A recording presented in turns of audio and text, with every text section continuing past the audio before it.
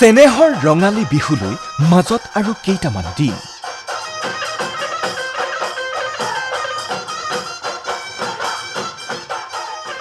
বিহুটিক আদৰিবৰ বাবে সাজু হৈছে ৰাজ্যবাসী।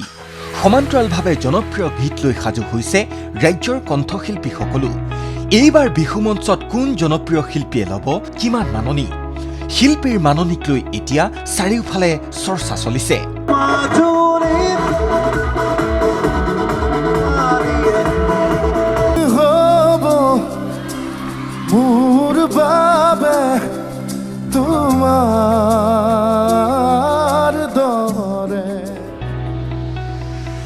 ৰাজ্যৰ জনপ্ৰিয় শিল্পীসকলেও ধাৰ্য কৰিছে বিহু মঞ্চৰ বাবে মাননি। ৰঙালী বিহু মানেই মঞ্চত গীতৰ মায়াজাল, সুৰৰ মূৰ্ছনা। গীতৰ তালে তালে দৰ্শকক আমোদ দিবলৈ আপোনাৰ প্ৰিয় শিল্পীয়ে কঁকালত টঙালি বান্ধি অপেক্ষা কৰিছে। চেনেহৰ ৰঙালী বিহুলৈ মাজত আৰু মাত্ৰ কেইটামান দিন বাকী আছে। ৰাজ্যৰ জনপ্ৰিয় গায়ক গায়িকাসকলে মঞ্চত গীত পৰিৱেশনৰ বাবে প্ৰায় সাজু হৈছে। জুবিন পাপনৰ পৰা আৰম্ভ কৰি সকলো স্তৰৰ গায়ক গায়িকাই নিজৰ জনপ্ৰিয় গীতসমূহ লৈ মঞ্চ কঁপাবলৈ 100% সাজু। তাৰ মাজতেই এতিয়া সামাজিক মাধ্যমত চৰ্চা চলিছে শিল্পীসকলৰ আনুমানিক মাননি কিমান। চৰ্চা অনুসৰি জনপ্ৰিয় কণ্ঠশিল্পী জুবিন গাৰ্গৰ 2025 বৰ্ষৰ মঞ্চৰ বাবে আনুমানিক মাননি 7 পৰা 15 লাখ টকা।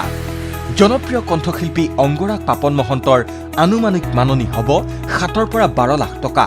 ঠিক তেনেদৰে আচুৰ্য বৰপাত্ৰৰ 7 পৰা 8 লাখ টকা, নীল আকাশৰ 6 পৰা 7 লাখ টকা, দীক্ষৰ 4 পৰা 5 লাখ টকা, মণ্টুমণিৰ 3 পৰা 5 লাখ টকা, ভৃগু কাশ্যপৰ মাননি 2.5 লাখ টকাৰ পৰা 3.5 লাখ টকা, বংগ কন্যা মৰমিতা মিত্ৰৰ 2 পৰা 4 লাখ টকা, দীপলিনা ডেকাৰ 3.5 লাখৰ পৰা 4 লাখ টকা, প্ৰিয়ংকা ভৰালীৰ 3 পৰা 5 লাখ টকা, জুবলি বৰুৱাৰ 3 পৰা 5 লাখ টকা, সুবাসনা দত্তৰ 3.5 লাখ টকাৰ পৰা 5 লাখ টকা, ৰিচা ভৰদ্বাজৰ 2 পৰা 3 লাখ টকা, অভিশ্ৰুতি বেজবৰুৱাৰ 3 পৰা 4 লাখ টকা। ঠিক তেনেদৰে কুসুম কৈলাশৰ মাননি 3.5 লাখ টকাৰ পৰা 4 লাখ টকা।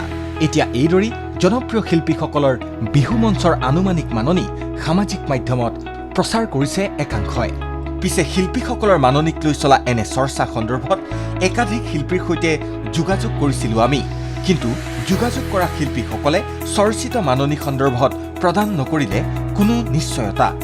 শিল্পীসকলে মুখ খুলি একো নকলেও এক প্ৰকাৰে গীতৰ মায়াজালেৰে দৰ্শকক আমোদ দিবলৈ সমানেই সাজু হৈছে বিহু উদযাপন সমিতিসমূহো।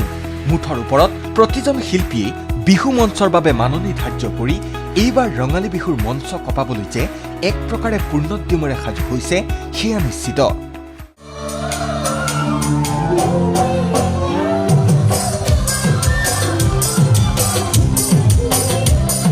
প্ৰাঞ্জিত চুতীয়াৰ ৰিপৰ্ট, ND24।